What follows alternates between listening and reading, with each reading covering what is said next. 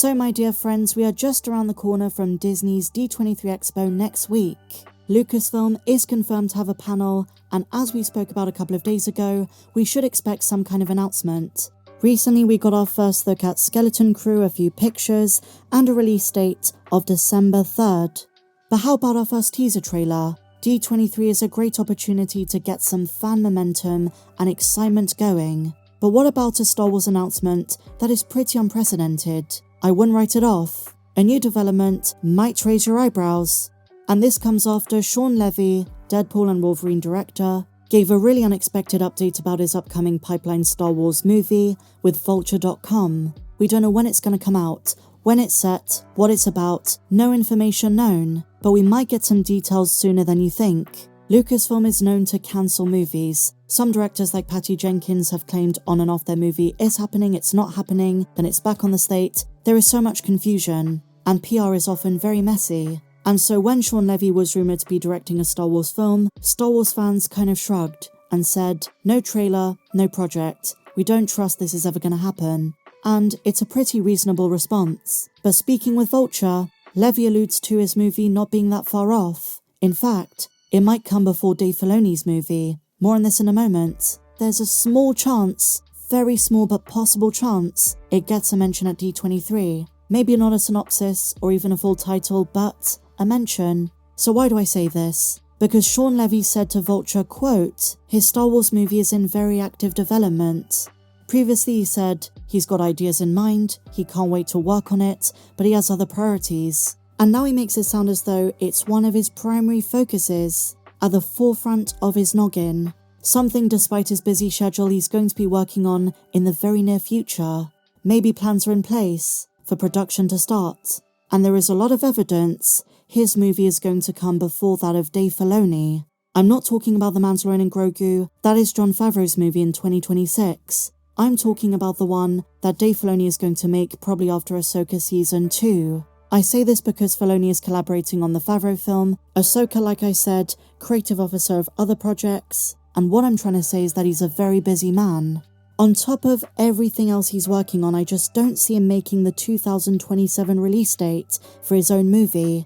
And considering the Rey movie by Sharmina Obaid-Chinoy keeps getting pushed back, Daisy keeps saying she's not seen a script, they don't seem to know when it's going to go into production, Shawn Levy's movie might be the one after The Mandalorian and Grogu. Again, we don't know what era it's set in, very likely not to tie into the Mandoverse, maybe something connected to what James Mangold's going to do with the Dawn of the Jedi.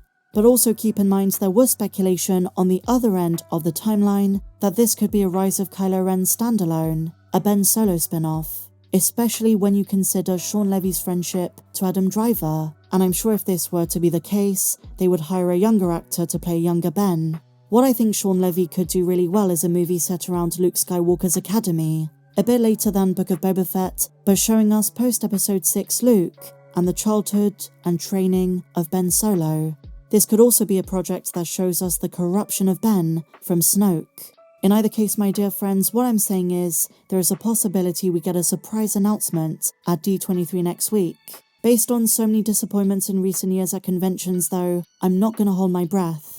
I am hoping for some monumental announcements, but then I think back to what John Rocker said a week ago, when he alluded to 2025 being a bit void in terms of live-action Star Wars projects, and all second season, I think is almost a certainty at this point, but beyond that, and the start of production on Ahsoka's second season, they don't have too much lined up. The refocus is on the movie side, and that's why I think there is a small, tiny chance Shawn Levy's movie does get mentioned. But we might also get updates on Mando and Grogu and the Rey film.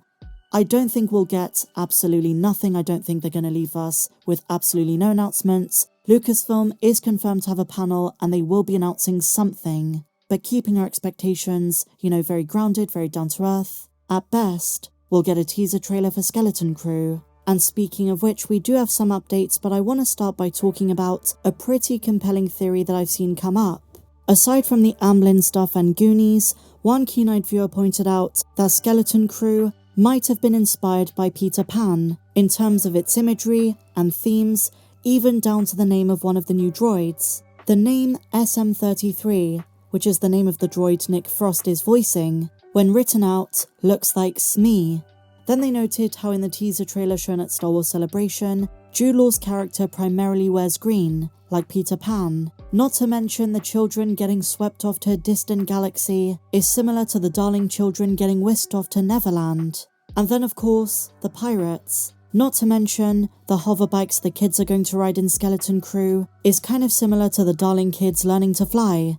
It might not be a one-to-one copy, but I think Peter Pan was certainly an influence. I also just want to address something which has come up about this. Skeleton Crew is set to be 8 episodes and start streaming on December 3rd. But that means we're getting episodes on Christmas Eve and New Year's Eve.